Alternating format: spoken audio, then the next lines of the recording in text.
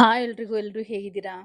ಬನ್ನಿ ಇವತ್ತು ತುಂಬಾನೇ ಸಿಂಪಲ್ ಆಗಿ ಹಾಗೆ ಟೇಸ್ಟಿಯಾಗಿ ನುಗ್ಗೆಕಾಯಿ ಚಟ್ನಿ ಮಾಡೋದು ಹೇಗೆ ಅಂತ ನೋಡ್ಕೊಂಬರೋಣ. ಹೌದು, ಇದು ನುಗ್ಗೆಕಾಯಿ ಚಟ್ನಿ ತುಂಬಾನೇ ಸಿಂಪಲ್ ಟೇಸ್ಟಿಯಾಗಿರುತ್ತೆ. ಅನ್ನದ ಜೊತೆಗೆ ಬಿಸಿ ಬಿಸಿ ಅನ್ನದ ಜೊತೆಗೆ ತುಂಬಾನೇ ಚೆನ್ನಾಗಿರುತ್ತೆ. ಬನ್ನಿ ಈಗ ಅದು ಹೇಗೆ ಮಾಡೋದು, ಅದಕ್ಕೆ ಏನೇನ್ ಬೇಕು ಅಂತ ನೋಡ್ಕೊಂಡ್ ಬರೋಣ. ನೋಡಿ, ನಾನು ಇಲ್ಲಿ ಒಂದು 4 ನುಗ್ಗೆಕಾಯಿನ ತಗೊಂಡು ಈ ರೀತಿ ಸಣ್ಣ ಸಣ್ಣದಾಗಿ ಕಟ್ ಮಾಡಿ ಕುಕ್ಕರ್ಗೆ ಹಾಕೊಳ್ತಾ ಇದ್ದೀನಿ. ಸ್ವಲ್ಪ ಒಂದು ಚಿಕ್ಕ ಗ್ಲಾಸಲ್ಲಿ 2 ಗ್ಲಾಸ್ ನೀರಷ್ಟು ಹಾಕೊಂಡ್ರೆ ಸಾಕಾಗುತ್ತೆ. ಅದು ಮುಳುಗೋಷ್ಟು ಅಂದ್ರೆ ನುಗ್ಗೆಕಾಯಿ ಮುಳುಗೋಷ್ಟು ನೀರನ್ನ ಹಾಕೊಂಡ್ರೆ ಸಾಕು. ಇದನ್ನ ಒಂದು 3 ವಿಸಿಲ್ ಕೂಗಿಸ್ಕೊಳ್ಳೋಣ. ಅಷ್ಟರಲ್ಲಿ ಅದು ಕೂಗೋಷ್ಟ್ರೊಳಗಡೆ ನಾವು ಚಟ್ನಿಗೆ ಪ್ರಿಪೇರ್ ಮಾಡ್ಕೊಳ್ಳೋಣ. 1 ಸ್ಪೂನ್ ಆಗಷ್ಟು ಕಡಲೆಬೇಳೆ, 1 ಸ್ಪೂನ್ ಆಗಷ್ಟು ಉದ್ದಿನ ಬೇಳೆನ ಸ್ವಲ್ಪ ಆಯಿಲ್ ಹಾಕೊಂಡು ಫ್ರೈ ಮಾಡ್ಕೋಬೇಕಾಗತ್ತೆ. ಅದೆಲ್ಲ ಸ್ವಲ್ಪ ಚೆನ್ನಾಗಿ ಫ್ರೈ ಆದ ನಂತರ ಒಂದು ಈರುಳ್ಳಿ, ದಪ್ಪದೊಂದು ಈರುಳ್ಳಿನ ಹಾಕೊಳ್ತಾ ಇದ್ದೀನಿ. ಈರುಳ್ಳಿನ ಹಾಕೊಂಡು ಚೆನ್ನಾಗಿ ಫ್ರೈ ಮಾಡ್ಕೊಂಡ ನಂತರ ಒಂದು 7-8 ಪಾಯಿ ಬೆಳ್ಳುಳ್ಳಿ, ಹಾಗೆ ಖಾರಕ್ಕೆ ತಕ್ಕಷ್ಟು ಒಣಮೆಣಸಿನ್ಕಾಯಿ ಅದೆಲ್ಲ ಫ್ರೈ ಮಾಡ್ಕೊಂಡ ನಂತರ 1 ಸ್ಪೂನ್ ಆಗಷ್ಟು ಜೀರಿಗೆನ ಹಾಕೊಳ್ಳೋಣ. ಜೀರಿಗೆನೂ ಹಾಕೊಂಡು ಚೆನ್ನಾಗಿ ಫ್ರೈ ಮಾಡ್ಕೊಂಡು ನಂತರ ಸ್ವಲ್ಪ ಕರಿಬೇವನ್ನ ಹಾಕೊಳ್ಳೋಣ. ತುಂಬಾ ಸಿಂಪಲ್, ಟೇಸ್ಟ್ ತುಂಬಾ ಚೆನ್ನಾಗಿರುತ್ತೆ. ಒಂದ್ಸಲ ಟ್ರೈ ಮಾಡಿ ನೋಡಿ.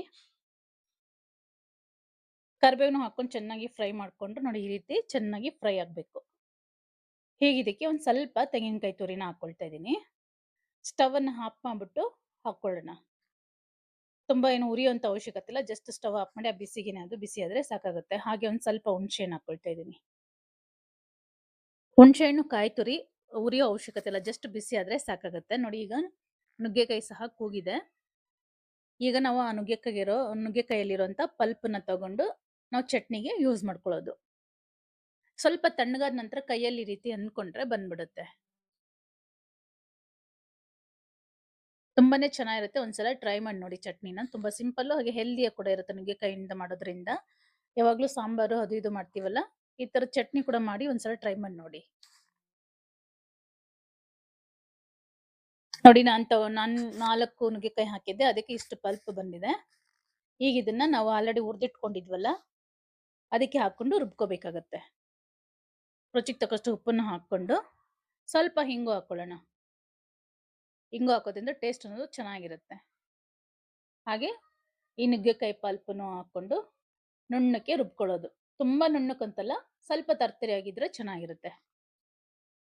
ನಾವು ನುಗ್ಗೆಕಾಯಿ ಬೇಯಿಸಿರೋಂತ ನೀರು ಉಳಿದಿರುತ್ತಲ್ಲ, ಆ ನೀರನ್ನೇ ಈ ಚಟ್ನಿ ರುಬ್ಲಿಕ್ಕೆ ಹಾಕೊಳ್ಳೋಣ. ನೋಡಿ, ಈ ರೀತಿ ತರ್ತರಿಯಾಗಿ ಗಟ್ಟಿಯಾಗಿ ರುಬ್ಕೊಂಡ್ರೆ ಚಟ್ನಿ ತುಂಬಾನೇ ಚೆನ್ನಾಗಿರುತ್ತೆ.